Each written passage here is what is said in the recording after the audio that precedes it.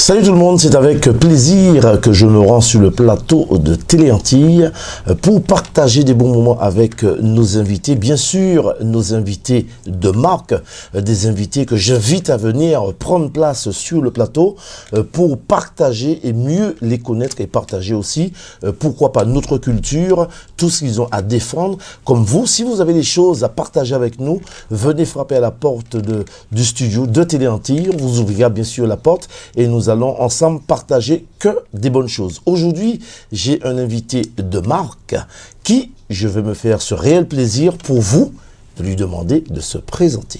Bienvenue. Bonsoir, je vous remercie de me recevoir ce soir. Oui. Alors, je m'appelle Monsieur Pélon d'Éric, j'ai presque 60 ans, je tiens à le signaler. Je suis un enseignant qui termine sa carrière, il me reste quelques années, et je m'occupe depuis longtemps d'une association sur la ville de Sarcelles.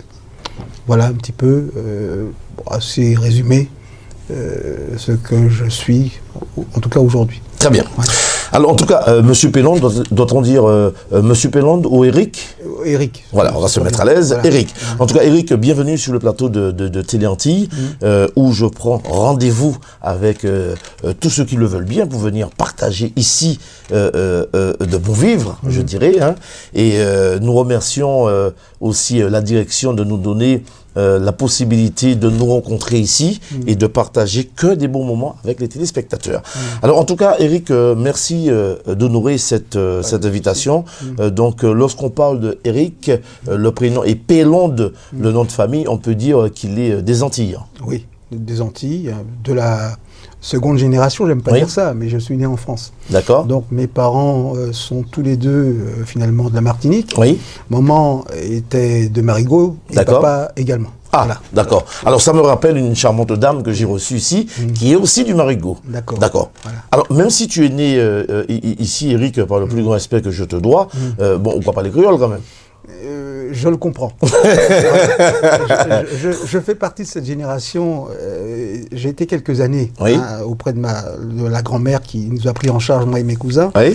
Donc nous faisons partie de cette génération assez complexée de parler le créole. On prenait des coups. Ah bon? Oui, on prenait des coups à la maison et on prenait également des coups à l'école, savez-vous, lorsqu'on parlait le créole. D'accord. Voilà. Donc après, bon, j'aurais pu sortir de ça en l'apprenant plus âgé. Je ne l'ai pas fait, mais je le comprends parfaitement. D'accord. Voilà. Et aujourd'hui, on peut dire que les aléas de la vie ont fait que le créole, je pense que tu es mieux placé pour nous l'expliquer, est devenu une langue qui est quand même présentée au bac. Oui, tout à fait. Non, c'est sûr. Il y a un combat, je comprends. C'est un combat.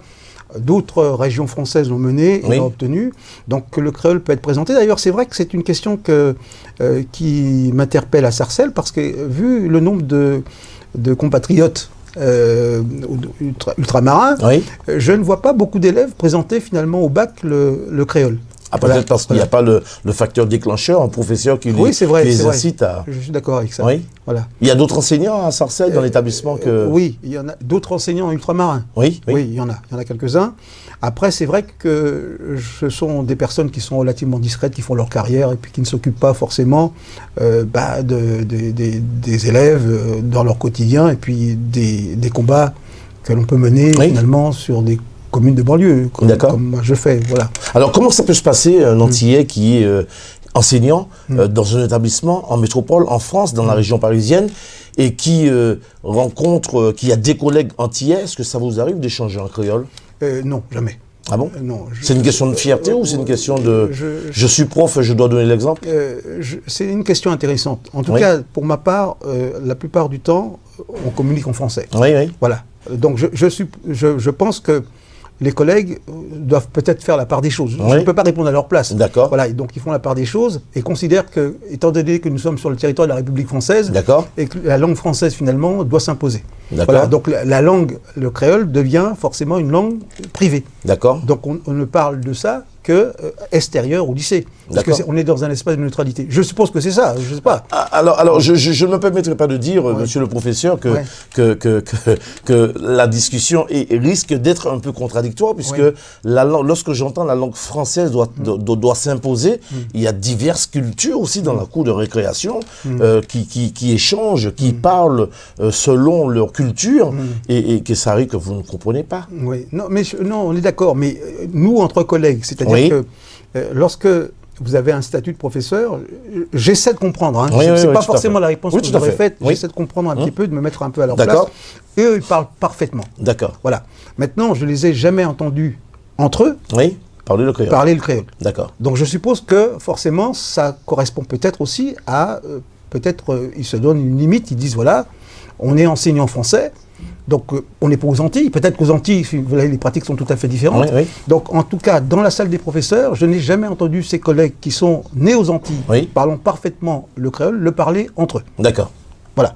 Donc c'est voilà, il faudrait, vous avez raison, il faudrait interroger, il faudrait bien évidemment. Et puis c'est le rapport aussi, je vous ai dit, peut-être aussi, ce sont des personnes qui a priori, ne veulent pas forcément déclencher les foudres de l'administration sur des questions qui peuvent finalement sembler un peu complexes. Voilà. Donc ça, il faudrait leur poser, hein, ça c'est clair et net. C'est vrai que pour ma part, moi, je suis né ici, je parle le français, je peux le parler, je parle les autres langues, mais ça ne me pose pas de problème. C'est une langue de communication comme une autre. Tout à fait. Voilà. Après, je suis d'accord, il y a un enjeu de pouvoir. Voilà, mais bon, le créole est aussi, si vous voulez, un mix de langues, des mots qui viennent un petit peu partout. Vous comprenez? Oui, tout à fait. Bon, mais je comprends finalement que cet enjeu-là, pour un pays qui cherche, bien évidemment, un espace de souveraineté, que la question de la langue est une question essentielle. Vous comprenez? Voilà, donc ça, il n'y a pas de souci particulier par rapport à ça. Je serais nommé aux Antilles. Bon, imaginons que dans une autre vie, que j'avais choisi de retourner là-bas, il est certain que très rapidement, j'aurais finalement pris l'habitude de parler le créole. Ma sœur, qui est restée aux Antilles, le parle. Voilà, les deux frangins qui sont ici, finalement, voilà, on a un peu plus de mal. Et lorsque tu pars aux Antilles, si ça t'arrive de partir voir la famille, tu ne parles pas du tout avec le créole avec tes frères et sœurs? Ils me parlent en créole, je réponds en français. Ah bon? Mais ils peuvent dire sans comparaison. Ça peut être aussi une ligne de conduite qu'on veut se donner. Non, je crois pas. Non, ah bon? Je ne pense pas, honnêtement, non. Alors, une question, question, monsieur le professeur. Nous allons parler franchement, puisque nous sommes là pour ça. On ne parle pas le créole, on est un Antillais. C'est pas un meurtre. Voilà. Mais je pense que tu connais quand même les mots qu'on emploie aux Antilles, les mots, les mamans, les machins et tout. Oui. Les gros mots, je parle. Hein. Lorsque j'étais petit... tu m'as pas répondu pour tous les téléspectateurs. Les mots qu'on emploie aux Antilles, les gros mots en créole, tu connais ça quand même? Oui, mais je vais pas. Là, on ne sait pas, vous comprenez. Donc, c'est pas le devoir de réserve. Oui. Voilà. Non, ces mots-là, je les connais. D'accord. Honnêtement, il n'y a pas de souci. Voilà. Donc, parce que quand j'étais petit. Oui, assez entendu. Voilà, je les ai utilisés moi-même. D'accord. On faisait des bon escient. On faisait des concours pour dire un maximum de gros mots. D'accord. Et j'étais jamais le dernier pour dire un certain nombre de gros mots. D'accord. Voilà. Donc ça, c'est clair et net. C'est parfait. Voilà. Après, non, c'est une question intéressante. Maintenant, ce que je vais te répondre autrement, sans me défiler. Oui, tout à fait. C'est que, de par mon parcours, voilà, je considère que je suis un afro-descendant. Voilà. Mes parents sont nés aux Antilles, mais nous sommes d'abord... Pour moi, notre identité, c'est de dire, voilà, nous avons connu une histoire un peu particulière qui nous a emmenés très loin de chez nous, et nous sommes, malheureusement, finalement, nous nous sommes persuadés, ou on nous a persuadés que finalement ce lien n'existait plus. Moi, je me bats pour finalement rétablir le lien entre l'Afrique et les Antilles. D'accord. Donc c'est aussi pour ça qu'avec un groupe de copains à la fac, nous avons créé au sein de l'université, je me souviens, un collectif qui se donnait comme objectif finalement de rapprocher toutes les organisations estudiantines antillaises, parce qu'il y en avait, et puis des organisations africaines, purement africaines. Ça, c'était pas forcément simple, hein, parce qu'il y a des enjeux de pouvoir, il y a aussi des intérêts personnels, vous comprenez? Mais c'était ça notre objectif. Et ce que nous avons fait, nous avons pensé que l'université, finalement, c'était un lieu qui n'était pas forcément le lieu où il fallait bien évidemment faire la promotion du rassemblement. Oui. Et nous avons choisi finalement de mener des actions sur un certain nombre de villes. Et on a retenu la ville de Sarcelles. D'accord. Et c'est là qu'on a créé l'association qui D'accord. s'appelle Association Afrique-Caraïbes. D'accord. Voilà. Donc Parfait. ça, c'est plutôt... Qui existe jusqu'à toujours. maintenant. D'accord. Toujours, voilà. Ok. Voilà. Donc pourquoi Afrique-Caraïbes? Ben, c'était justement cette Parce que volonté. dans l'association, il n'y a pas que les Africains et les Caraïbes, non? Je disais qu'au début, on était un groupe d'étudiants auquel est venu se joindre d'autres jeunes de Sarcelles. D'accord. Donc nous étions à l'époque très très nombreux. Et donc nous étions, il y avait des ultramarins, Martinique, Guadeloupe, Oui. etc., Guyane, et il y avait beaucoup de jeunes issus d'immigration africaine. D'accord. Voilà, donc ça nous permettait finalement de mettre en lumière ce lien, et ça passait tout à fait bien, hein. Voilà, il n'y avait pas de problème particulier Oui, entre oui. les uns et les autres. Oui. Après, le problème, c'est que la vie, vous savez, depuis 92, les choses finalement ont évolué. Certains ont pris finalement la tangente, sont partis. Et donc l'association continue, bien évidemment, à vivre avec moins de moyens et moins de membres. Ça, c'est clair et net. Maintenant, je ne me plains pas, hein. Donc on continue finalement à proposer des activités. La dernière activité un peu sociale que nous proposons, c'est de l'accompagnement à la scolarité. On prend Oui, en charge oui. des enfants. Oui. Et ces enfants sont contents parce qu'on met des étudiants, des lycéens en face, et ça permet à ces enfants de retrouver un cadre chaleureux, quoi, et de reprendre un petit peu confiance. Parce qu'à l'école française, lorsqu'on est issu ils appellent ça de la diversité, on n'est pas forcément traité correctement à l'école. Voilà, c'est ça que je voulais dire. Et donc d'avoir des profs qui savent, qu'ils soient afrodescendants face à ces mots, c'est un gros avantage. Voilà. Donc j'ai voulu venir à Sarcelles, j'ai voulu y enseigner, et je fais un travail finalement de conscientisation auprès des élèves, même s'ils ne sont pas tous noirs. Oui, oui. Voilà. Mais je leur dis, voilà, il n'y a pas de honte. Voilà, je travaille aussi sur l'estime de soi. Nos enfants, ils ont cette crainte. Vous voyez, il y a quelque chose qui n'est pas naturel. La confiance qui n'est pas là. Ils sont toujours sur la défensive.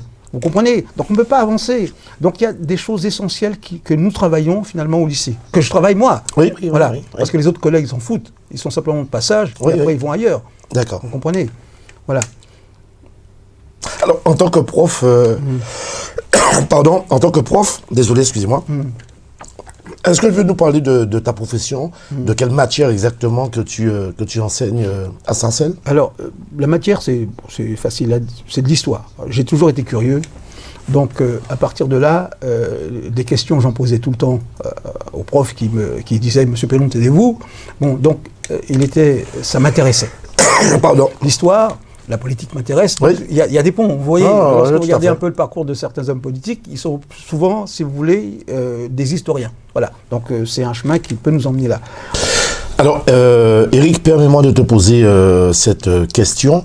En tant que professeur enseignant à Sarcelles, quelle est la matière que tu enseignes à tes élèves? Alors, nous avons au lycée, en fait, deux matières. Bon, voilà, donc c'est ça qui est un peu bizarre dans le système français. Dans d'autres pays, l'histoire est une discipline à part entière, Oui. et la géographie en est une autre. D'accord. Là, nous enseignons deux matières pour un seul salaire. Hein, vous voyez, donc c'est... Deux matières? Oui, histoire et géographie. D'accord. Plus une petite matière qui finalement occupe peu de temps, c'est la question de la citoyenneté qui se pose aujourd'hui, je dirais, de façon importante en France. On nous demande finalement de proposer quelques heures Oui. pour que les élèves réfléchissent par rapport à leur situation de citoyens français. D'accord. Bon, donc ça, on le fait ou on ne le fait pas. Hein. D'accord. Voilà, parce que beaucoup de collègues finalement considèrent que, étant donné que le programme d'histoire-géographie est beaucoup trop Oui. important, donc ils sacrifient le MC. On appelle ça l'enseignement moral et civique, D'accord. pour se concentrer que sur le cœur de cible qui est finalement la discipline phare, qui est l'histoire et la géographie. D'accord. Voilà. Donc mes élèves sont curieux. Alors, vous le savez, je ne vais pas vous apprendre un secret. Alors, bon, on a des élèves, voilà, ils sont assez vifs à l'oral. Oui, oui. Ils travaillent pas forcément beaucoup à la maison. Oui. Voilà. Ils lisent peu. C'est quelque chose qui, finalement, que l'on constate, c'est-à-dire que le rapport à la lecture, c'est pas du tout notre génération. Ouais, tout à fait. Alors maintenant, vous allez me dire, Monsieur Pellon, il y a d'autres moyens qu'on propose aujourd'hui qui occupent le temps des élèves, ça Oui. c'est vrai. Oui. Mais qu'est-ce qu'ils en font de ces instruments-là? Voilà, donc on se plaint, et moi le premier, du temps passé par mes enfants sur finalement leur téléphone. Oui, oui. Hein, et savez-vous que pendant les heures de cours, ils sont également sur leur téléphone. Ah bon? Ah oui.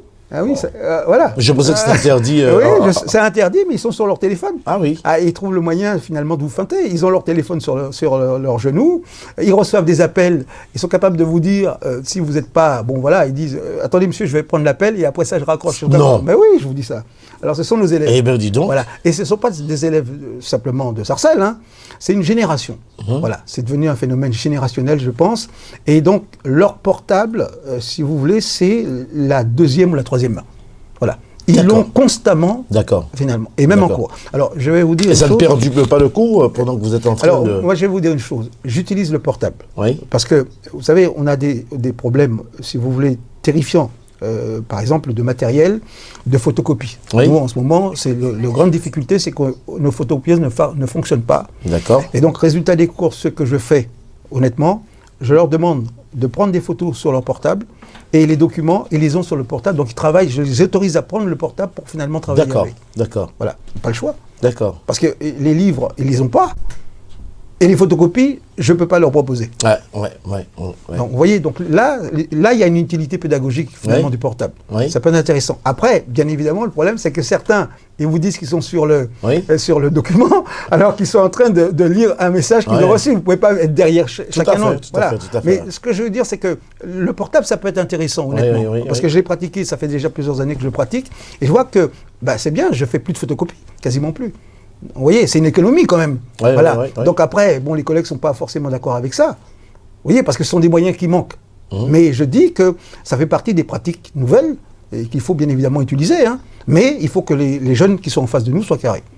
Et tu n'as pas peur que les élèves qui regardent cette émission, très fiers de voir leur professeur à la télé parler de Sarcelles, tu n'as pas peur qu'ils te, je dirais, retiennent en rancune en disant que ah oui, monsieur, pourquoi vous avez été dire qu'en cours on a nos portables, si ma mère entend ça, non, ça vous gêne pas? Non, mais je pense que je surveille. Quand même, je vois à peu près le comportement moyen d'un élève à Sarcelles. Et je vous dis, quand je passe devant les sages, je vois certains au fond de la classe qui ont leur portable. Et lors d'une dictée, par exemple, une dictée ou une dictée prise de notes, ça peut être un outil facile pour de tricher, par exemple. Oui, c'est vrai, ça c'est un problème. Oui. C'est vraiment un problème parce que vous leur donnez, par exemple, des définitions, ils le cherchent. Oui, c'est ça. Voilà. Mais vous en apercevez. Parce que la définition, finalement, si ce n'est pas celle que vous avez proposée, vous arrivez à repérer. Oui, voilà, c'est ça. vous comprenez. Mais c'est vrai que ça, c'est un vrai problème. C'est un vrai problème. Après, vous faites confiance. Vous ne pouvez pas être systématiquement sur le dos des élèves. Voilà, il y a une part de confiance qu'il faut accorder. Voilà, donc c'est un accord moral entre des individus, c'est ça. Donc, il n'y a aucune raison qu'au départ, je pense qu'ils vont tricher. Je suis quand même vigilant. Ils ne prennent pas tous leur portable pour tricher. C'est quelques-uns. Donc ça reste marginal. D'accord. Voilà.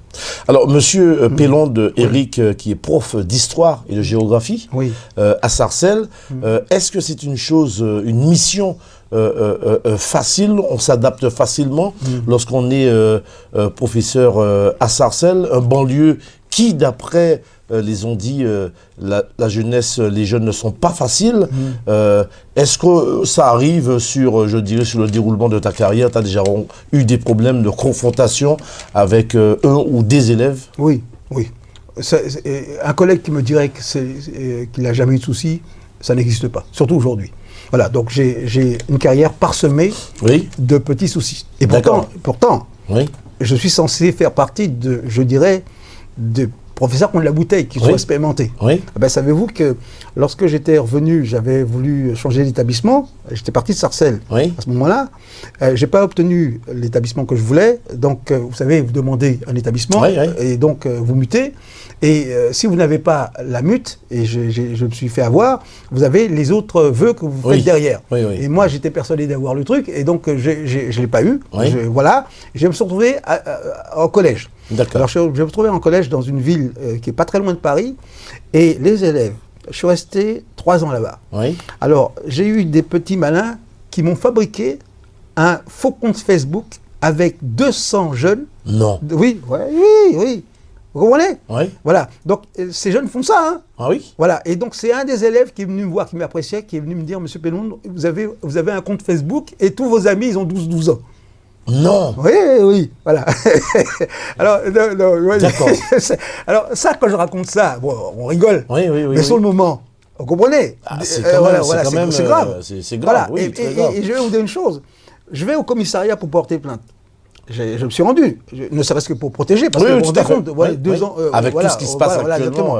L'officier de police qui est responsable de la ville me dit que c'est une blague de potage, monsieur, faut pas aller plus loin. J'ai dit, mais attendez, faut être sérieux. Ouais.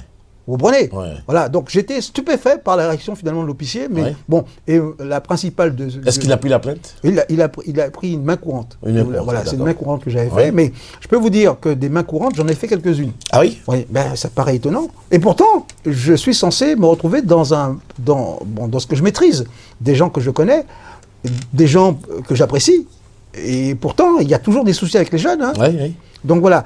Mais c'est pas ça qu'il faut retenir d'une carrière. Bon, tant vous m'avez posé la question, j'ai répondu franchement. Mais ce que j'essaie de vous dire, la plupart du temps, on a eu des très très bons moments, on a monté des projets. Oui. Vous voyez, donc à Sarcelles, on a monté notamment un projet, on a équipé un hôpital d'une bibliothèque. À Sarcelles? La bibliothèque une bibliothèque à l'hôpital de Gonesse. D'accord. Voilà, donc l'hôpital de Gonesse avait besoin de livres. Donc nous, on a travaillé avec les enfants, on a récupéré 500 € en vendant des gâteaux tous les jours. Ah bon? Oui, 500 €. On a récupéré 500 €, on a acheté 500 € de livres. D'accord. Et on est parti à l'hôpital offrir à l'hôpital pédiatrique les livres en question. Oui. Voilà, et on avait proposé une petite activité récréative l'après-midi. D'accord. Donc on fait des choses comme ça. Il y a d'autres activités. On avait fait venir Thuram. Ah oui? Oui, d'accord. Voilà, donc Thuram qui a raconté un petit peu son parcours. Oui. C'était une façon aussi d'avoir des gens intéressants et qui finalement pouvaient laisser entendre aux jeunes qu'avec un peu de travail... Oui, tout à fait, on y arrive. Voilà, exactement. Ouais, donc c'est le discours qu'il a tenu. Donc, je monte des projets. Là, le dernier projet, là nous sommes en train de monter une expo. Oui. Exposition sur Maurice Condé. On va l'inaugurer mercredi. D'accord. Donc avec les élèves, on a récupéré on a demandé à des élèves de faire des tableaux, on a récupéré tout un tas d'objets. C'est-à-dire que moi, l'idée c'était justement que chaque personnel vienne avec un objet personnel. Oui. Et ça permettait de fabriquer l'exposition. D'accord. Donc on avait des objets finalement qui venaient de tous les pays qu'elle a traversés. Le Mali, la Côte d'Ivoire, le Sénégal, et puis bien sûr la Guadeloupe. Oui. Et on avait des photos d'elle, et donc on a équipé toute une salle, et donc on va l'inaugurer mercredi. D'accord. Voilà, donc voilà. À cette occasion, je vous dis, il y a une lutte que nous menons, qui est en lien avec ça, c'est que on a décidé sur mon lycée de changer le nom. Parce que c'est un lycée qui avait une très mauvaise réputation. D'accord. Il y a eu un incident... Toujours à Sarcelles. Toujours à Sarcelles, un incident très grave. Il y a eu une bagarre entre un prof et un élève. Oui. Ça avait fait la une des journaux. Et donc, nous étions en conflit avec l'administration, avec le rectorat sur la question des moyens. Et depuis lors, on nous a envoyé une autre équipe. L'équipe a été plus ou moins efficace. En tout cas, aujourd'hui, il a décidé, pour tourner la page, de changer le nom. D'accord. Et donc là, on est face à un vrai défi, c'est-à-dire qu'on veut imposer le nom de Maurice Condé. D'accord. Et c'est pas évident. Alors, lorsque tu dis on veut, donc qui veut? Est-ce que c'est les élèves? Oui. Est-ce que c'est les enseignants? Est-ce que c'est le proviseur? Est-ce que c'est l'académie? Qui le veut exactement? Bon, alors, il y a eu, apparemment, d'après ce que j'ai compris, les instances, qu'elles soient les collectivités territoriales, conseil régional, la mairie de Sarcelles, ont, avec l'inspection académique, décidé ensemble de changer le nom. D'accord. Voilà, donc il y a une demande qui a été faite. Après, il fallait choisir la forme. Le proviseur a choisi le vote. D'accord. Voilà, donc il nous a demandé de réfléchir en amont sur des propositions de nom. Il fallait que ce soit une femme. Alors, donc voilà, il fallait que ce soit une femme, une figure plus ou moins féministe, et puis quelqu'un de très très connu. D'accord. Voilà. Donc nous, on a proposé des noms. Et donc, en finale, on s'est retrouvé avec 4 ou 5 noms, dont le nom de Maurice Condé. D'accord. Voilà. Mais on s'aperçoit, mais c'est peut-être des a priori, je ne sais pas, mais j'ai l'impression que ça dérange quand même beaucoup de gens. D'accord. Et pourquoi? Vous voyez, Maurice Condé, c'est une sommité, qui a écrit plus de 30 bouquins.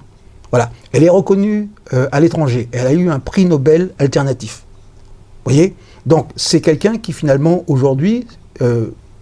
n'a pas besoin d'être défendu. C'est une femme, on a regardé pour les lycées et collèges de France, il y a un collège aux Antilles qui porte son nom, Ah bon? mais il n'y en a pas un seul en France. D'accord. D'accord. Vous comprenez? Donc il y a une certaine hypocrisie parce que on l'a reçu, le président de la République l'a honoré, l'a reçu, voilà. Donc on fait semblant, mais sur le terrain, vous comprenez? Pour valider, c'est ça que j'ai pas compris, parce que dans d'autres établissements, on fait tomber un nom, voilà, on dit voilà, il y a un nouveau lycée, on le baptise et on donne ce nom-là. Il n'y a pas une intervention finalement des élèves. Et là, pour cette affaire, on nous a demandé finalement de faire un vote. Donc c'est compliqué parce que on l'a créé, nous, on s'est battu, on a fait une campagne électorale, on dit une vraie campagne électorale. Ah oui, hein, oui, on a fabriqué des t-shirts, on a demandé avec un peu de moyens finalement des tasses, on a fait une campagne à l'américaine. Oui, tout à fait. Voilà, donc c'est bien ça. Alors une vraie campagne à l'américaine.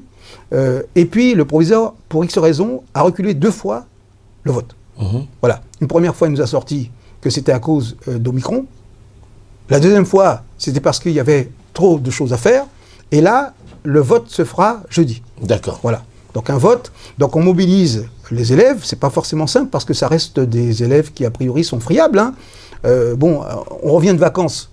Donc c'est-à-dire que, vous voyez, le problème, c'est que quand les enfants, vous les avez avec vous pendant un certain temps, bon, ils sont mobilisés. Ils sont mobilisables parce il y a une dynamique. Mais après les vacances, par exemple, là, je les ai retrouvés, comme si on était en septembre.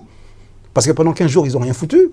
Parce que pendant 15 jours, je n'ai pas pu les appeler parce qu'ils étaient je ne sais trop où. Et donc là, il y a un véritable travail à nouveau de mobilisation à faire, alors que le vote se fait jeudi. D'accord. Voilà. Donc je pensais honnêtement, si on avait fait le vote, on avait respecté la première date, qu'on gagnait. D'accord. Ah, c'était évident. Parce qu'on avait fait venir finalement une danseuse de gros cas, on avait fait venir 2 musiciens de gros cas et une danseuse. Mais il faut le refaire. Oui, mais on ne peut pas refaire 2 fois la même chose. Ah, c'est sûr. Ah, voilà. Donc ils avaient dansé, tout le lycée avait dansé. Voilà, c'était extraordinaire. Si on avait fait le vote 2 jours après, on gagnait. Donc là, les choses sont un petit peu différentes, mais je vous dis, théoriquement, finalement, les élèves se sont souvenus. Donc maintenant, vous voyez, j'attends jeudi. Le vote se fera, on va dépouiller, parce que le proviseur, il voulait qu'on dépouille 2 jours après. Alors je lui ai dit non, ça n'existe pas. Ah oui. Bah, vous comprenez, parce que c'est après, on peut faire du bourrage d'urne, on ne sait pas. Vous comprenez. Donc on fera le dépouillement. Moi je lui ai dit, je resterai tard s'il le faut, mais on va dépouiller le soir, à partir de 17h. Oui, c'est ça. Voilà. Et après, on aura le résultat. Je vais vous dire, si on gagne, c'est un tremblement de terre. C'est une sacrée victoire. Vous voyez, je vais vous dire pourquoi. Parce que on s'est battu sur Sarcelles pour obtenir des noms de rues et d'avenues. Ça a l'air d'être rien. Mais cette partie-là, finalement, si vous voulez, ça fait des années qu'on demande à la mairie et on a toujours face à nous une fin de non-recevoir. C'est-à-dire, on nous sort, Monsieur Pélonde, on ne peut pas changer les rues comme ça, la préfecture, finalement, n'acceptera pas, etc. Donc, la seule chose qu'ils ont concédé, qu'on avait obtenu il y a quelques années, c'était le nom de Nelson Mandela. Oui. Mais Nelson Mandela, un stade. Oui. Voilà. Donc, Nelson Mandela a fait de la boxe. D'accord. Mais il n'est pas connu pour être un boxeur. Vous comprenez? J'en ai un petit peu assez que l'on nous voit comme des boxeurs, des sportifs ou des danseurs.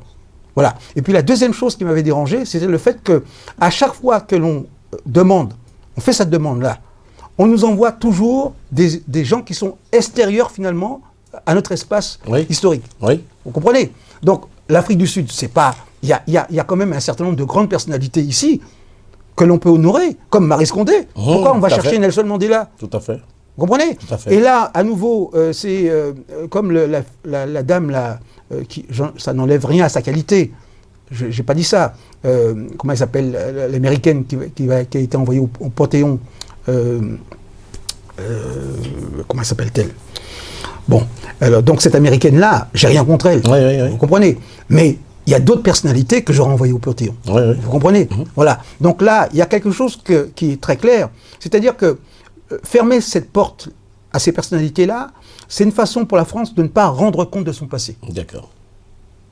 En tant qu'État esclavagiste et en tant qu'État colonial. Vous comprenez? Ça, c'est clair et net. Tout à fait. Vous voyez? Donc, c'est contre ça qu'on lutte. Donc, j'essaie tant bien que mal de dire aux élèves, écoutez, vous jouez peut-être une partie qui sera décisive pour ce que vous allez faire demain. Alors, il y a ceux qui comprennent. Joséphine Baker. Voilà, exactement. Voilà.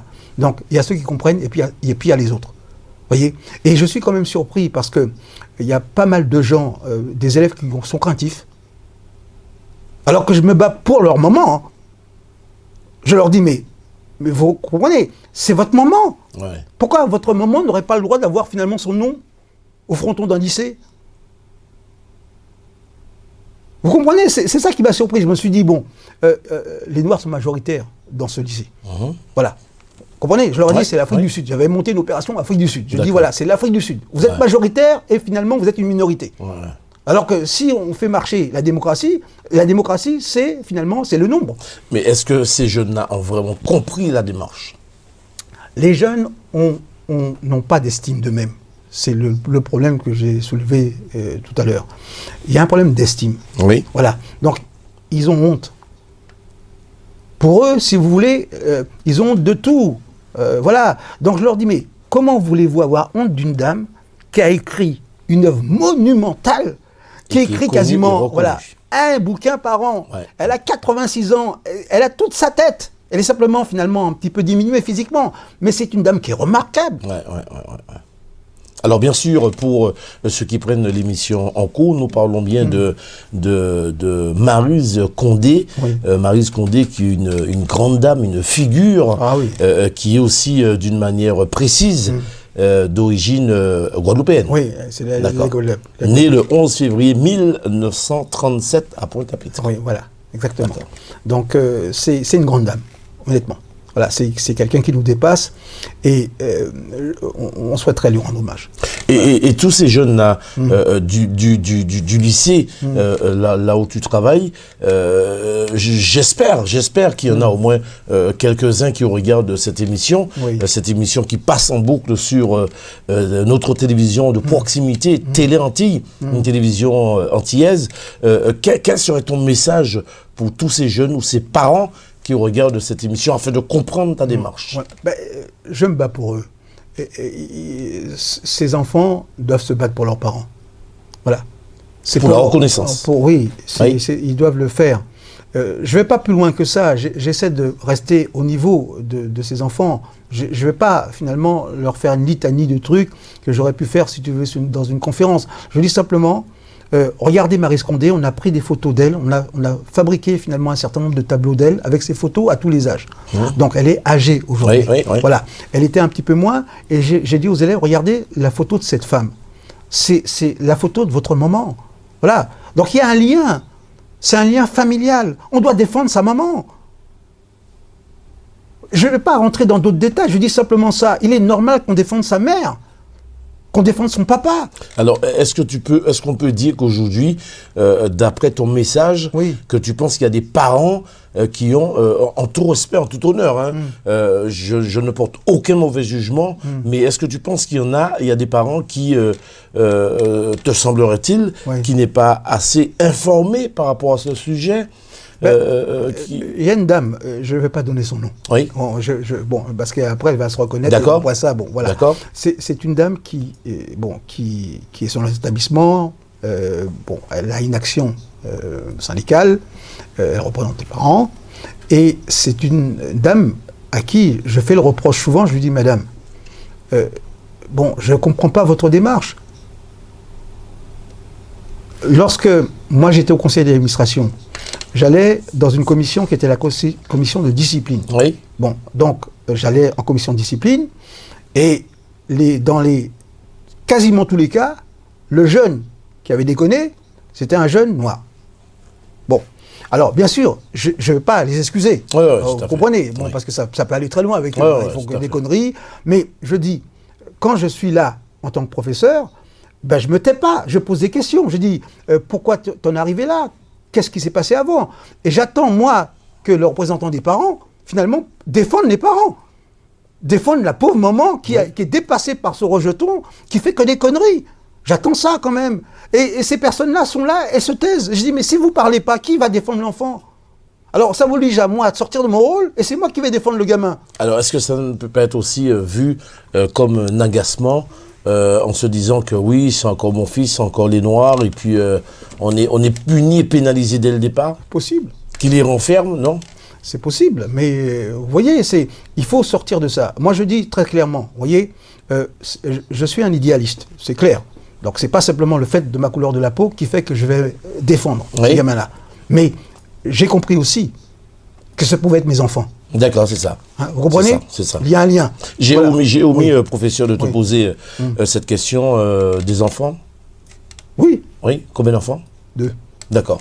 Voilà, 2 enfants et ils sont grands maintenant. Ils sont D'accord. grands. Voilà, donc c'est une charge. D'accord. Voilà, c'est une charge et c'est pas forcément évident de tout faire, Oui. d'être à mon boulot, de m'occuper de l'association Oui. et ensuite de revenir à la maison pour essayer D'accord. de prendre en Mais charge. tes enfants, ça arrive que tu aies ce genre de discussion avec eux par rapport à cette démarche, à ta démarche? Oui, oh, c'est normal. Bon, ils savent ce que je fais. D'accord. Maintenant, ce que je fais aussi, c'est que j'essaie de donner l'exemple. Oui. Voilà. C'est-à-dire que même à l'école, je fais ça. C'est-à-dire que si je mène la lutte, à visage découvert, je prends un risque. Hein. Oui, tout à fait. Parce que le proviseur m'a déjà convoqué. Oui. Bon, donc il me fait comprendre. Il m'a dit en face, ça j'ai pas apprécié. Oui. Voilà, il m'a dit en face, oui, certains élèves leur ont dit qu'on allait écraser la concurrence, alors que je pense que c'est faux. C'est simplement d'accord. pour me Intimider. Voilà. Et après il me sort, Monsieur Pellon, il n'y a pas un combat politique. Oui. Vous comprenez? Voilà, il n'y a pas de combat politique. J'ai dit, mais il n'y a pas de combat politique. Mais vous avez demandé de faire une campagne électorale, on l'a fait. Voilà, tout à fait. Fait parler fait. l'expérience. Voilà, à vous fait. comprenez. Donc, il y a des choses qui me gênent. Maintenant, bon, c'est mon patron, en tout cas sur le terrain. Donc cela voudrait dire qu'il ne va pas, tu penses qu'il ne va pas dans ton sens, Non. dans votre sens? Non, je vais être honnête, non. Ah oui? Voilà, je vais D'accord. être honnête. Voilà, je peux me tromper. Oui, tout à fait. Je peux me tromper. Tout à fait, ouais. Mais je pense qu'il verrait une autre personne que Madame Marie Scondé. D'accord. Et vous avez quand même, jusqu'à maintenant, une bonne relation professionnelle quand même? Avec qui? Avec mes Les collègues professeurs. ou avec les autres? Oui, vous savez, bon, j'ai presque 60. Avec le quand même. proviseur, pardon. Ah, avec le proviseur? Oui. Oui, il n'y a pas de problème. On va dire que j'étais plus virulent quand j'étais plus jeune. D'accord. Hein, et là, on va dire que l'âge étant... Ça s'agit, on a ouais, s'agit. Voilà, voilà. Il y a des choses qu'on ne fait plus. D'accord, d'accord. Voilà, ça sert à rien. Oui, oui. Et puis c'est de l'énergie qu'on gaspille pour rien. Ah oui, d'accord. Donc, par contre, il y a quelques années, ce qu'il a fait là, Oui. j'aurais fait pas mal d'histoires. Ah oui. Ah oui, ça c'est clair. Je le dis. Hein. Maintenant, je me suis dit, si je suis sûr de la victoire, autant me concentrer sur ce que j'ai à Oui, faire. tout à fait, tout à fait. Voilà. tout Je à me fait. concentre sur ce que j'ai à faire, sur les élèves, sur ce que nous avons à faire ensemble, les construire aussi, pour leur montrer que c'est pas ma victoire, c'est leur victoire. Voilà, c'est ça qu'il faut, c'est important. Et comment ça se passe pour ce vote? Est-ce que les parents sont conviés? Non. Ou c'est simplement Les élèves. les élèves Et les personnels. D'accord. Voilà, donc on a 1500, je crois que c'est 1500 élèves dans l'établissement. Oui, c'est beaucoup. Hein. Voilà, c'est beaucoup. Oh, c'est pas énorme, comme D'accord. c'est un petit lycée. Et puis il y a les personnels, je ne sais pas combien ils sont, plus les profs. Oui. Personnels et enseignants. Donc on a prévu 3 urnes. Il y aura une urne pour les personnels, il y aura une urne pour les élèves du général, et puis il y aura une urne pour les élèves du professionnel. Voilà. Donc il faudra qu'on surveille ça de très, très près parce que les élèves du professionnel ne votent pas.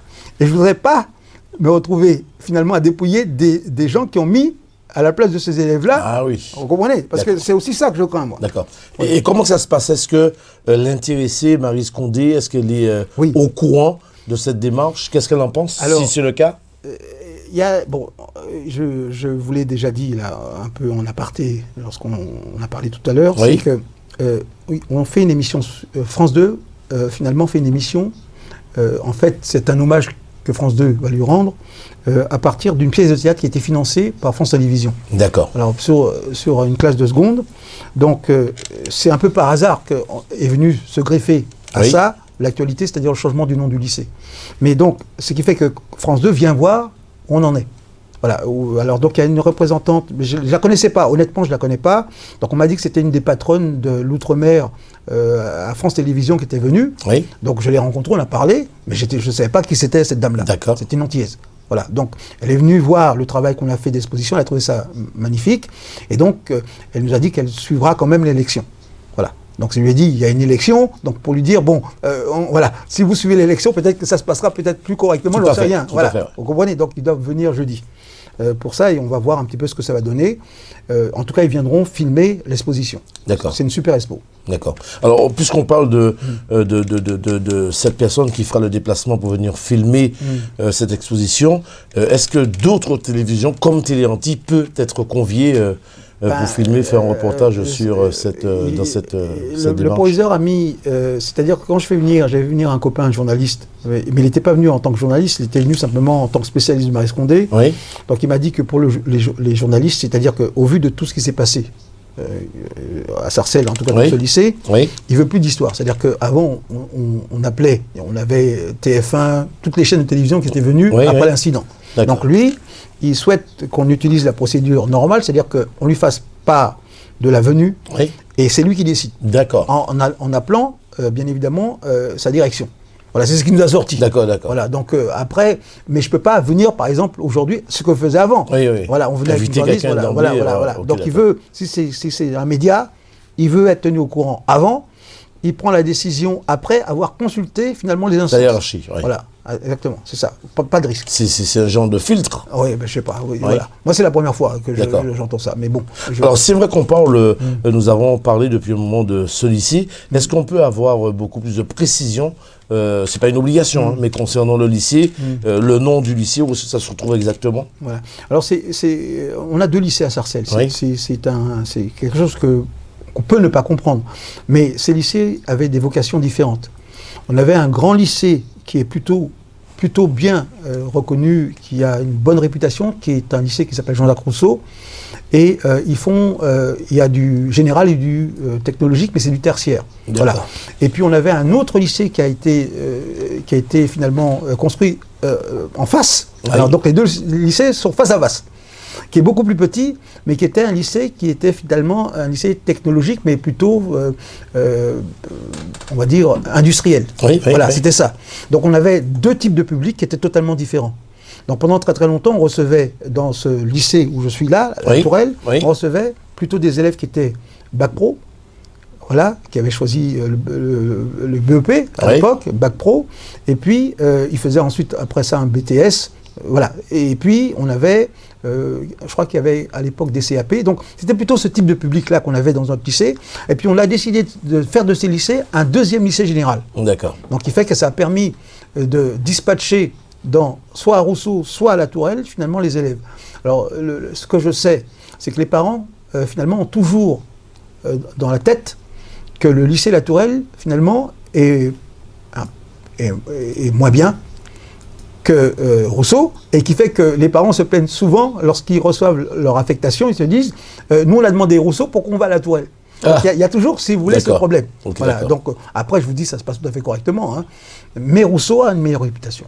Mais pourquoi, la question que je me pose, pourquoi 2 lycées dans une ville, même si Sarcelles c'est une grande ville, pourquoi 2 lycées? Parce que ce ne sont pas simplement des Sarcellois, il n'y a pas de lycée autour. Bon voilà, donc il y a des secteurs. Donc à Villiers-le-Bel, on n'a pas de lycée général, donc les élèves de Villiers-le-Bel, on va construire un nouveau lycée à Villiers-le-Bel, mais jusqu'au moment, ces élèves-là viennent à Sarcelles. D'accord. Vous comprenez? D'accord. Donc il y a aussi des petites communes un peu plus loin qui ont l'habitude de venir. Donc voilà, et peut-être que demain, ce qui va tout changer, selon moi, c'est lorsqu'on va construire le lycée à Villiers-le-Bel. D'accord. Donc on ne recevra plus les lycéens de Villiers-le-Bel, et peut-être que le nombre va diminuer. D'accord. Donc peut-être qu'après se posera la question, finalement, voilà, un petit lycée, c'est combien d'élèves? S'il y a peut-être moins, qu'est-ce qu'il faut faire? Je ne sais rien. Mais en tout cas, c'est ce qu'ils ont décidé de faire. Et je vais vous dire une chose, je l'avais dit, mais comme je suis un petit peu, disons que je me méfie, je pense que le fait d'avoir autant de gens issus de la diversité dans le même établissement, ça gêne. Donc peut-être que l'objectif, là je parle simplement, c'est une hypothèse que j'émets. Voilà. Donc je ne parle pas de démographie comme d'habitude en disant, voilà, il y a beaucoup de mômes, donc il faut construire un nouvel établissement. Je ne dis pas ça. Mais simplement, c'est que j'ai... vous savez, quand vous allez dans ces lycées, peut-être que c'est pareil dans certaines villes, hein, les jeunes profs qui viennent de la province française et qui arrivent finalement dans ces communes sont surpris par le nombre de jeunes issus des minorités et puis surtout de jeunes noirs. Hein. D'accord. Voilà. Et donc voilà, ils disent qu'il y en a quand même beaucoup. Donc et c'est ça qui est aussi que j'ai envie de dire aux élèves. Je dis voilà, vous êtes nombreux. Battez-vous. Oui. La démocratie, c'est le nombre. Ah oui. Et donc, je vais vous dire, c'est un excellent exercice, le vote, parce que ce sera l'occasion de nous compter. Si ce jour-là, on se compte, on gagne. C'est mon principe. Si on se compte, si les élèves, finalement mobilisés, viennent voter, on a gagné. Alors, comment ça peut se passer, cette victoire de jeudi? C'est jeudi, hein? Jeudi. Jeudi, vous allez voter au moment venu. Tout le monde passe, je dirais, devant l'urne pour déposer son bulletin. En cas de victoire, comment que ça peut se passer? La victoire, il faut qu'elle soit validée. Parce que le problème, c'est que voilà, le président nous a sorti ça, il nous a dit voilà, pour que la victoire soit validée, il faut qu'il y ait un nombre conséquent de jeunes qui ont été votés. D'accord. Voilà. Donc ça, c'est la barrière, c'est-à-dire qu'il faut qu'on mobilise pour que les jeunes aillent voter. Oui, tout à fait. Voilà, vous comprenez. Alors que ça peut être aussi, puisqu'il faut voter, ça peut être aussi une obligation. Oui. On peut être obligé d'aller voter. Ça peut être intéressant, mais vous savez très bien qu'on n'oblige pas les Français à aller voter. Oui. Mais est-ce qu'il y a des élèves, comment ça peut être perçu? Ça peut être perçu, un élève qui dit non, moi je ne vote pas. Ah, c'est ça. Mais c'est votre droit. Oui. Ah, vous avez le droit d'aller voter ou de ne pas vous rendre sur les urnes. On n'est pas en Suisse, il n'y a pas d'amende.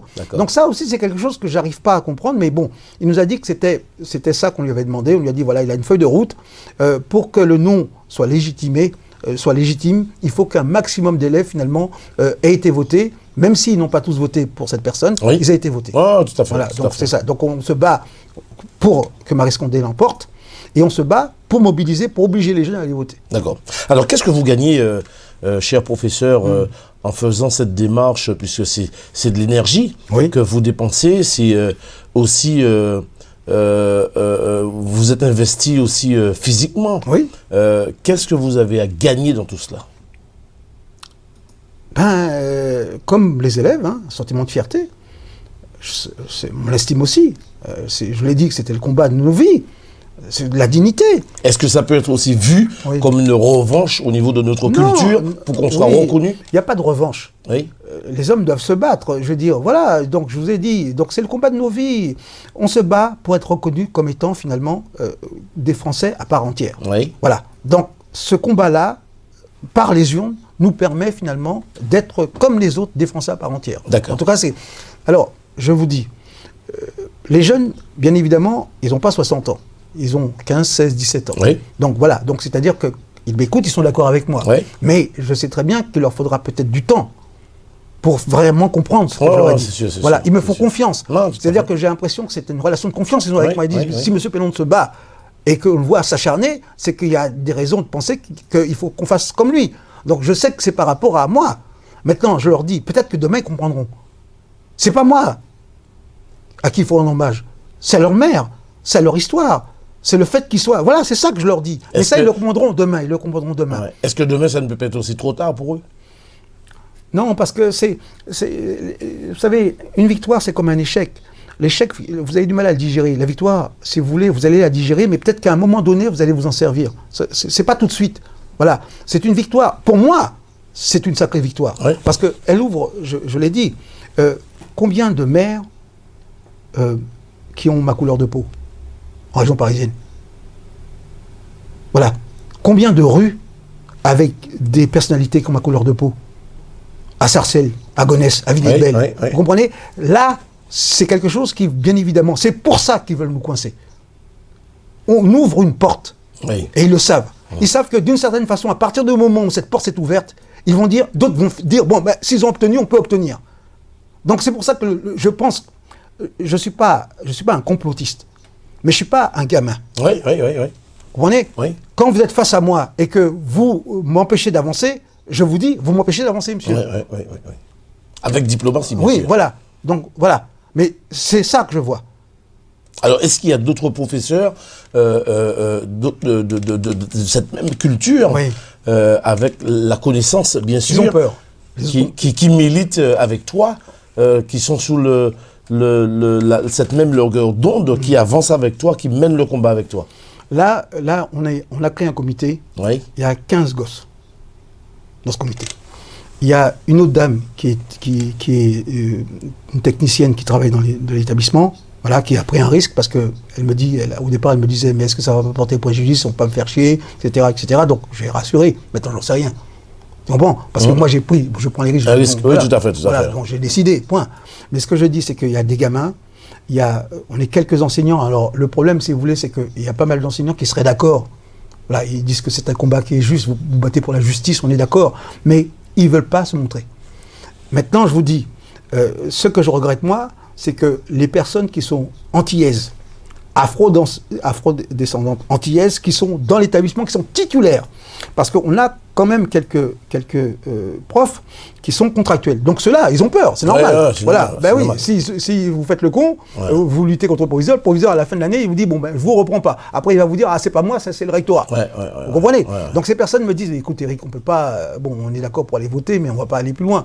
Mais quand vous êtes titulaire, vous êtes antillais, vous êtes né aux Antilles, vous me prenez la tête tout le temps sur vos vacances aux Antilles, et que je vous demande un soutien, et que vous me dites, oui, mais on ne peut pas t'accorder, les élèves ont le droit de penser ce qu'ils veulent, etc. Voici le discours que j'entends.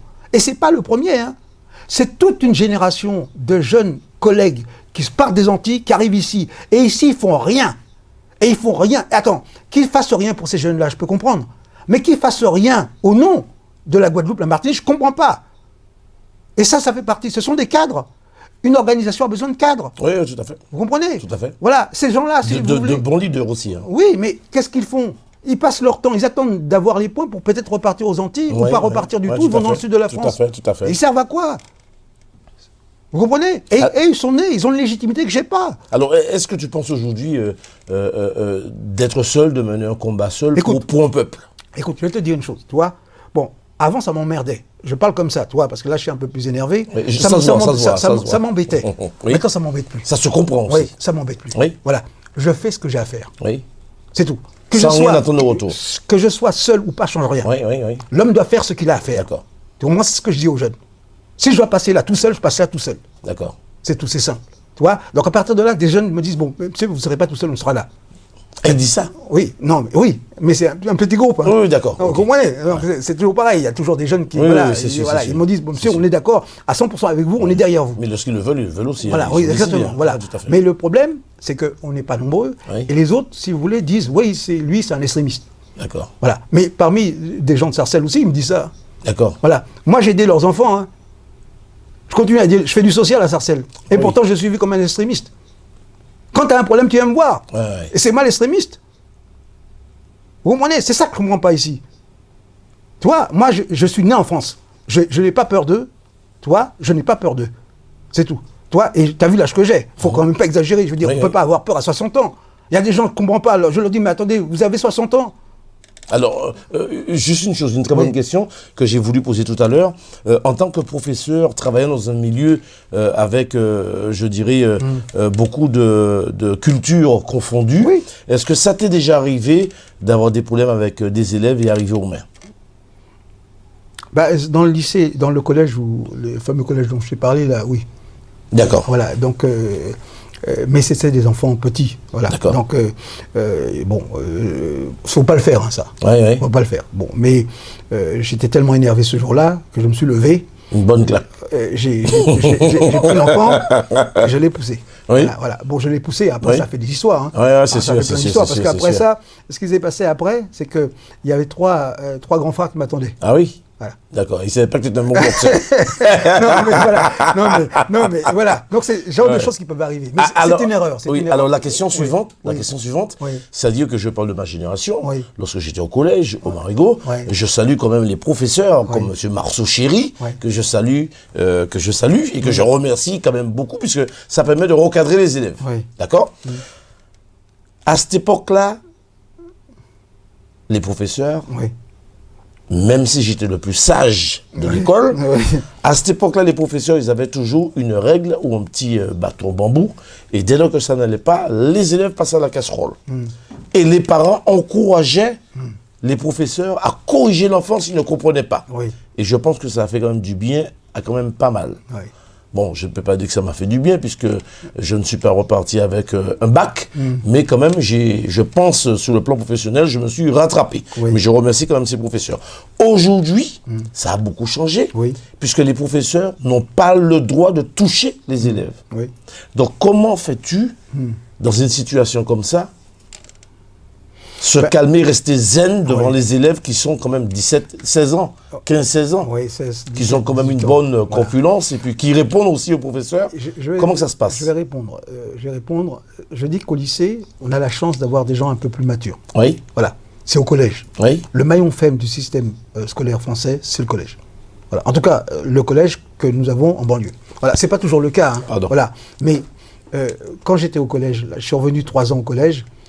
J'explique à un gosse, et je passe mon temps, puisque c'est mon boulot, d'expliquer. J'explique à quelqu'un que s'il ne sort pas ses affaires, il n'a aucune chance d'écrire les choses intéressantes que je vais lui dire, de faire l'exercice, tu vois. Et à un moment donné, tu perds patience. Au collège, c'est très compliqué. Au lycée, en général, ils t'entendent très vite. Ils disent, vous avez raison. Voilà. Et l'élève qui te dit aujourd'hui non, je ne travaille pas, j'ai pas envie, je ne pas c'est rare, c'est quand même, c'est quand même rare. Et puis il y a mon âge.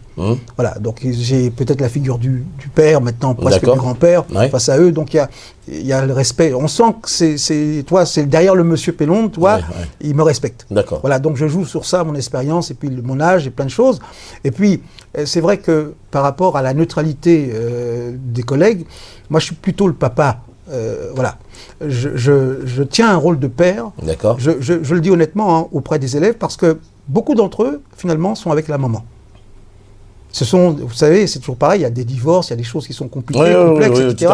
Tout à fait. Mais il y a quand même beaucoup de familles monoparentales. Voilà. Et donc, qui fait que le fait que vous positionnez en tant que père, ça leur fait du bien. D'accord. Ça les rassure. Voilà.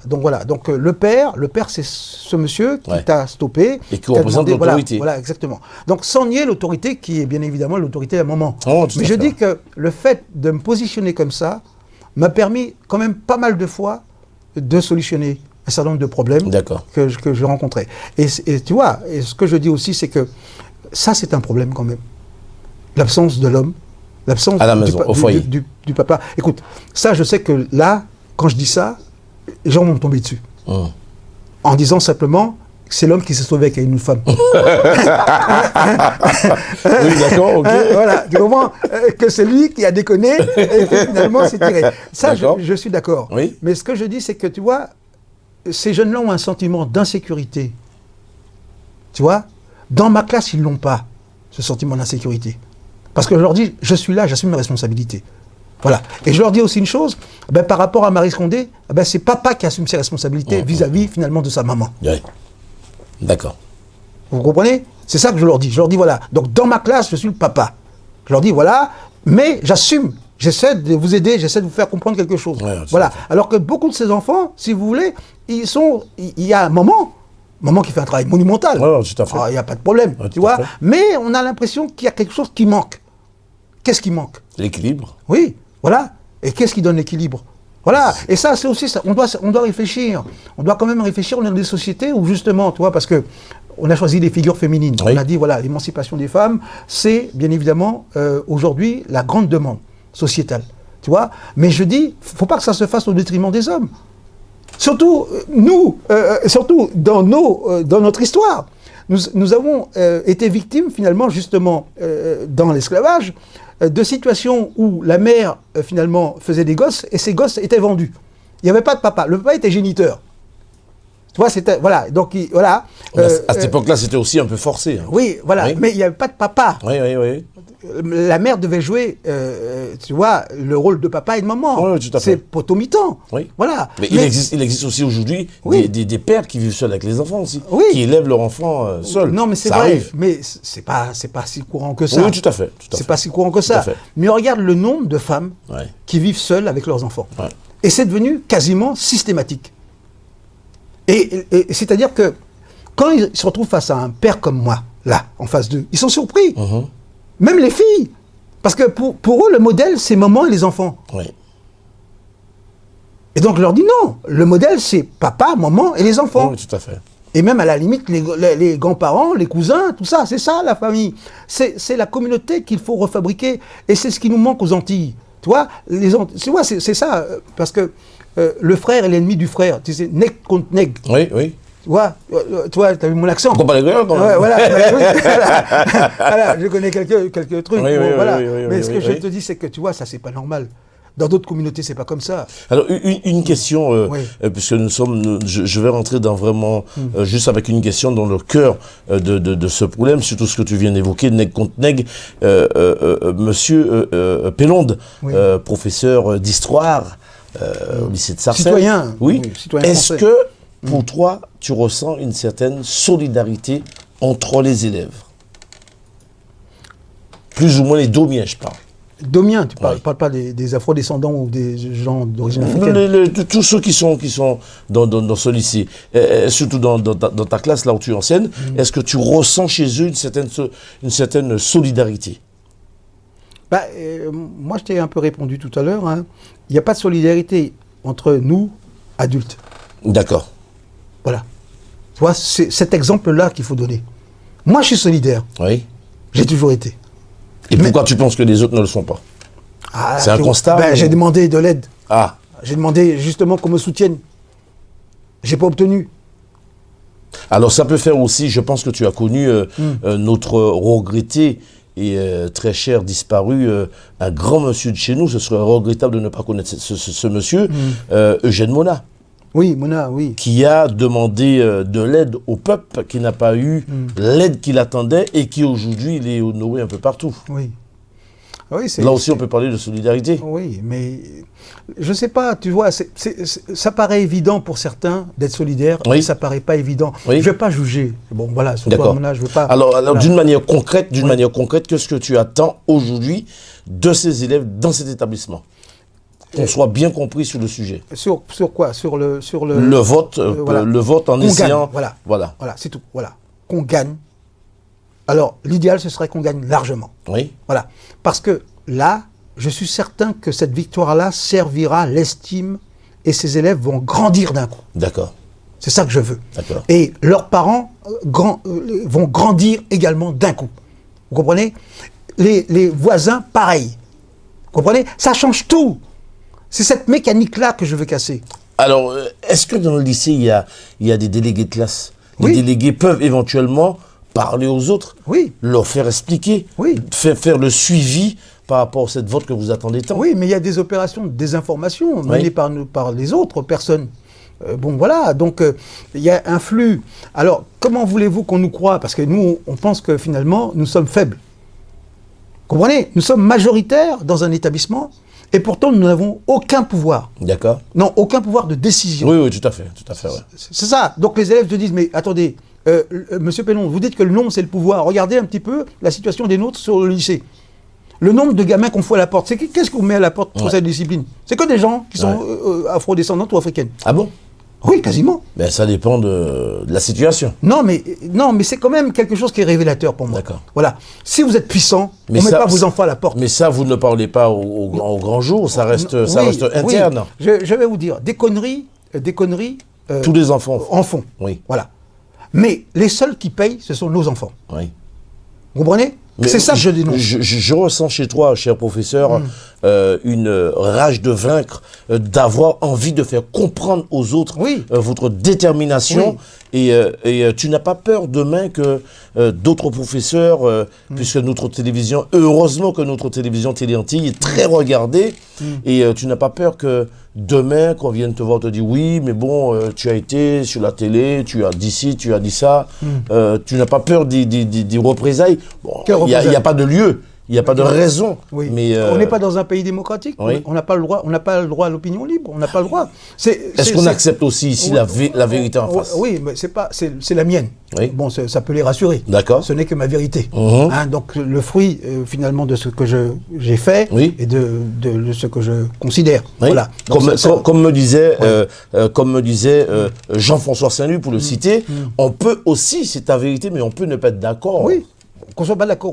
Non, mais écoute, je ne suis pas venu là pour dire que j'ai raison Oui. et que les autres ont tort. Oui. J'ai simplement de dire aux gens, voilà, si vous ne vous battez pas, vous n'aurez que dalle. Oui. C'est tout. C'est vrai. Voilà, c'est simplement ça que j'ai C'est dit. vrai. Voilà, j'ai dit voilà. Donc là, on a un contexte qui est favorable. Nous sommes nombreux. Oui. Voilà. Ils nous ont mis dans des quartiers où nous sommes nombreux. Oui. Voilà. Donc la France a compris que c'était une erreur.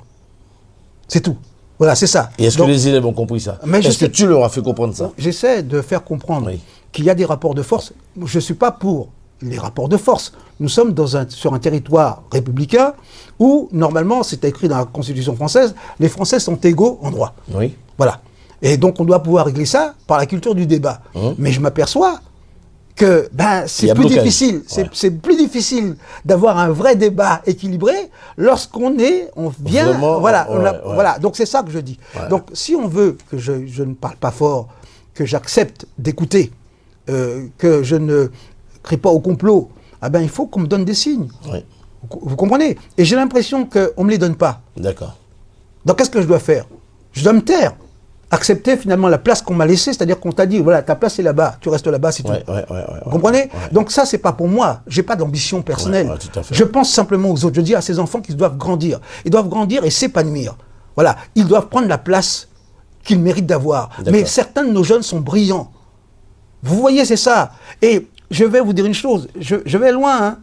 C'est que, bon, on n'a pas le temps là. Oui. Mais ce que je dis, c'est que je prétends, moi, sur une carrière de prof, j'ai eu des élèves qui étaient brillantissimes parmi les miens. Oui. Voilà. Et ils n'ont pas eu, finalement, la carrière qu'ils auraient dû avoir. Ah bon? Ah oui. Voilà. Et en tant que prof, est-ce qu'on peut on peut se dire on est déçu? On a travaillé pendant une bonne année avec l'élève et puis on avait vraiment confiance et arrivé là, face à l'échec, on est déçu?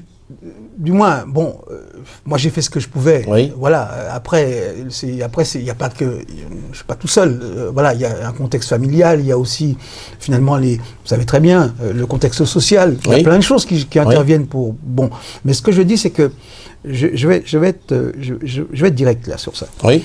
Bon, ça c'est mon propos, je l'assume. Je veux pas, voilà. Moi je dis que la France fait réussir des quotients. Elle ne fait pas réussir les plus brillants d'entre nous. Vous comprenez? C'est ce que je dis. Vous comprenez? C'est pour ça que les collègues qui sont là sont des cautions du système.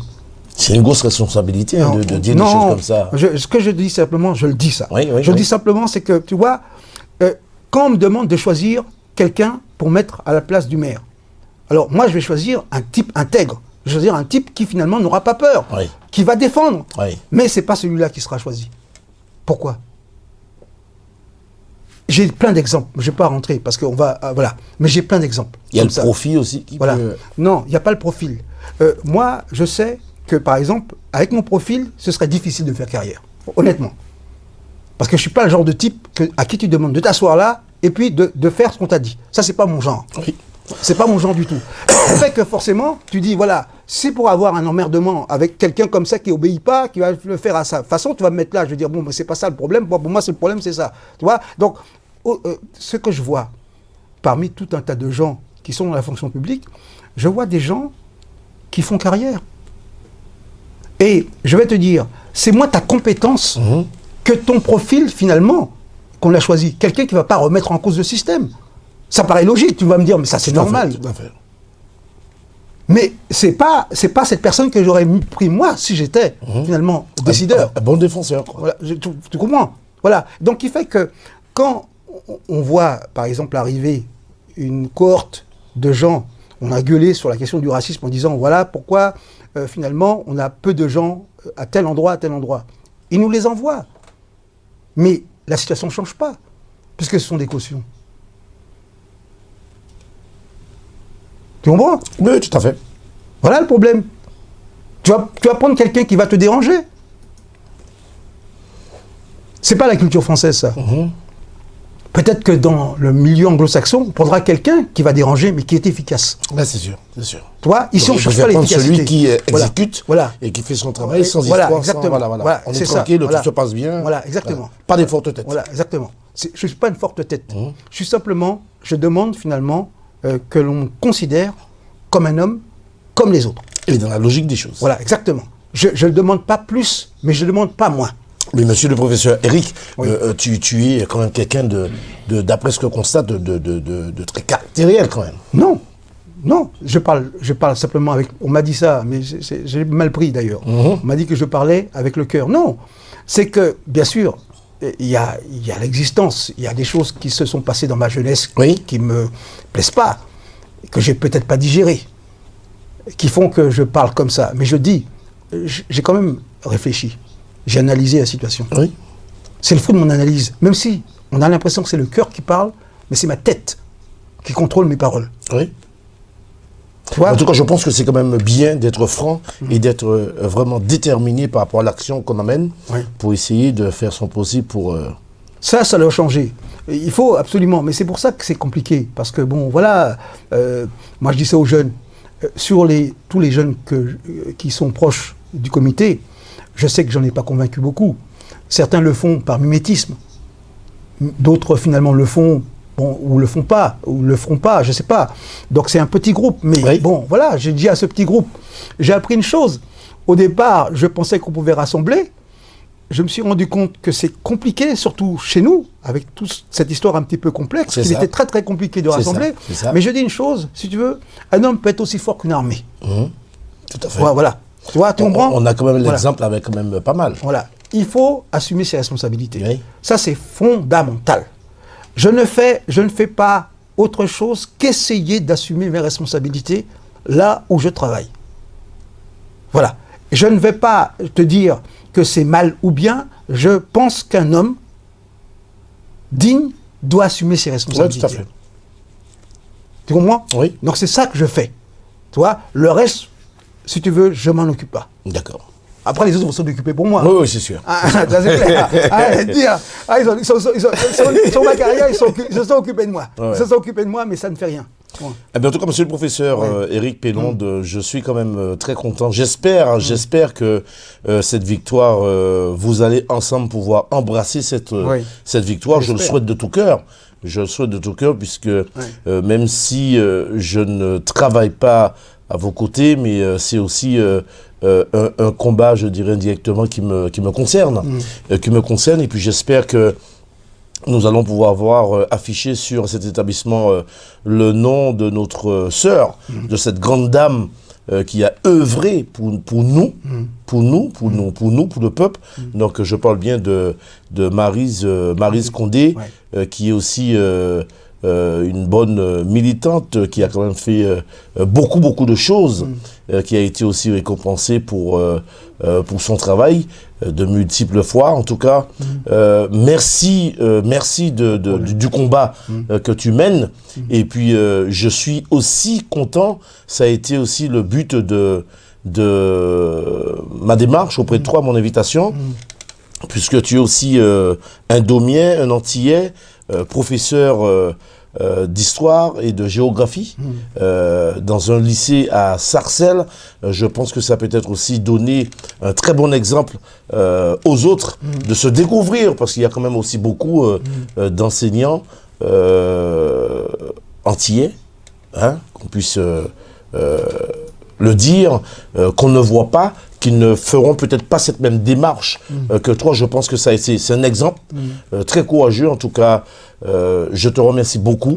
Et je remercie beaucoup, en tout cas, Télé Antilles, la direction, de nous avoir donné cette opportunité de venir en parler. Et j'espère que tous ceux qui regardent cette émission vont comprendre et espérons de tout cœur que ce nom sera affiché, Maryse Condé, sur cet établissement. Nous n'allons pas mettre la charrue avant les bœufs. En tout cas, bon courage. Merci beaucoup. Bon courage, et puis l'avenir nous réserve parfois des surprises, mais j'espère que ça sera cette bonne surprise, ça sera le fruit de la réussite de ton travail. Je te le souhaite. De l'ensemble, voilà. L'ensemble aussi des élèves. En tout cas, je le souhaite de tout cœur. Et puis, quel serait ton message pour tous ces élèves, pour tout ce monde, puisque c'est un établissement qui contient quand même plus de 1000 élèves. Quel serait ton message pour tous ces élèves qui regardent cette émission, et aussi tous les téléspectateurs, surtout les Antillais qui regardent cette émission, de voir un homme comme toi, un professeur qui vient défendre le nom d'une grande figure de chez nous pour qu'on soit reconnu en quelque sorte? Je leur demande tout simplement d'assumer leurs responsabilités. Voilà. Qui doivent peser et ensuite agir. Voilà. C'est pas plus. On ne demande pas à des hommes de faire ce qui est impossible. On leur demande simplement d'apprécier une situation et de voir que cette situation, on peut finalement, avancer. Si on n'avance pas tout de suite, on ouvre des perspectives pour d'autres. Oui. Voilà. Mais ça, c'est notre responsabilité. Oui, tout à fait. D'autres l'ont dit avant moi. Hein. Oui. D'autres grands leaders l'ont dit avant moi. Je le dis comme ça. Mais je dis simplement, je souhaite que les gens entendent ça. Voilà. On ne peut pas laisser les choses filer. On doit accepter l'idée, même si ça fait mal, même si c'est compliqué, même si on ne sait pas par quoi commencer, il faut assumer ses responsabilités. C'est fondamental. Oui, tout à fait. Et si on le fait, peut-être que nos enfants, finalement, parmi nos enfants, il y en a qui le feront. Ouais, c'est sûr. Voilà. Donc ça, c'est fondamental. C'est sûr. C'est ce que j'essaie de faire. Maintenant, c'est pas simple. Je sais que voilà, la situation, elle se dénouera pas comme ça. Maintenant, je me dis, je vais pouvoir demain me dire, voilà, Eric, tu étais là-bas. Quand on a proposé ce nom, tu étais là-bas, tu n'as rien fait. Je veux que demain, quand je vais réfléchir à tout ce qui s'est passé, de dire, ben, là, j'étais là-bas. Je me suis battu pour une bonne raison, et là, je suis content. Voilà, c'est ça qui est important. Je n'ai pas baissé la tête. Tout à fait. Voilà. Il ne faut plus baisser la tête. C'est tout. Quelles que soient, d'ailleurs, les conséquences. De toute façon, non, mais c'est... Et puis, regardez ce qu'on a. Je veux dire, si on avait, je ne veux pas reprendre le débat, mais si tu avais quelque chose à défendre, je peux comprendre. Mais qu'est-ce qu'on a? Ouais, c'est sûr. On nous offre des miettes, on les accepte. Tu vois, j'aurais pu parler autrement. Je veux parler autrement, hein, encore plus difficilement, mais je ne veux pas faire pleurer les gens ici. Tu vois, qu'est-ce qu'on a? Qu'est-ce qu'on nous donne concrètement pour qu'on ait cette attitude-là, c'est-à-dire en disant, comme si tu veux, bon, tu dis, si tu parles, tu vas perdre ceci. Mais qu'est-ce que vous avez à perdre? Vous n'avez rien. Mais il ne faut pas non plus qu'on reste dans l'assistanat, qu'on reste là à attendre. Il faut aussi... Il faut prendre. Prendre. Oui. Il faut prendre aussi. Oui, ben pour cela, il faut se lever. Voilà, les gens doivent l'accepter, mais c'est une attitude qui n'est pas naturelle chez nous, je ne sais pas pourquoi. Voilà, certains l'ont, hein, mais d'autres attendent qu'on leur donne. C'est ça. Il y en a qui n'ont pas aussi le courage de parler. Peut-être. Ok. Eh bien, en tout cas, Eric Pellon, de professeur d'histoire, comme je l'ai dit, je me répète, dans un lycée à Sarcelles. Merci en tout cas d'honorer cette invitation. Merci d'assurer ce déplacement pour venir nous parler un peu de cette petite, je dirais, difficulté. J'espère que les élèves iront voter. J'espère que ce vote ira dans le sens de ta démarche, dans votre démarche. En tout cas, la porte du studio de la télévision Téléantilles est ouverte. Donc, tu frappes à la porte quand tu veux, tu reviens quand tu veux. Et j'espère qu'on aura l'occasion de te revoir ici, sur le plateau de Téléantilles, pour nous parler un peu du déroulement de ce vote et fêter, en fin de compte, cette victoire ensemble. Je te remercie beaucoup. Merci beaucoup. Beaucoup d'être venu nous voir. Ça m'a vraiment fait plaisir et j'espère que vous, qui regardez et qui avez suivi cette émission, j'espère que vous aurez l'occasion de rencontrer ce monsieur, ce professeur, et lui dire merci pour le combat que tu as mené, que vous avez mené avec vos élèves. Nous sommes vraiment fiers de vous et nous sommes vraiment contents du résultat. Voilà. Merci. Quel serait ton mot de la fin? Oh, j'en ai pas, mais bon, je souhaite finalement, voilà, je souhaite que l'on gagne. Oui. Et puis c'est tout. Voilà, c'est la victoire. D'accord. Hein? La victoire, la victoire, la victoire. D'accord. Voilà. Eh bien, en tout cas, je te promets, cher professeur, de faire le déplacement d'ici la semaine prochaine, de faire le déplacement sur Sarcelles pour venir, au lieu de te faire te déplacer, venir te voir pour faire, je dirais, pourquoi pas, un beau petit reportage, peut-être qui sait, avec les élèves, pour nous parler de la façon que ça s'est déroulé et pour qu'on puisse fêter ça ensemble. Je te remercie beaucoup et je te laisse rentrer. Merci à vous, vous qui avez pris votre temps pour partager avec nous en suivant bien sûr cette émission. Merci encore et je vous dis, je remercie aussi la direction de Téléantilles. Merci, merci, merci et je vous dis à très bientôt. À bientôt. Au revoir.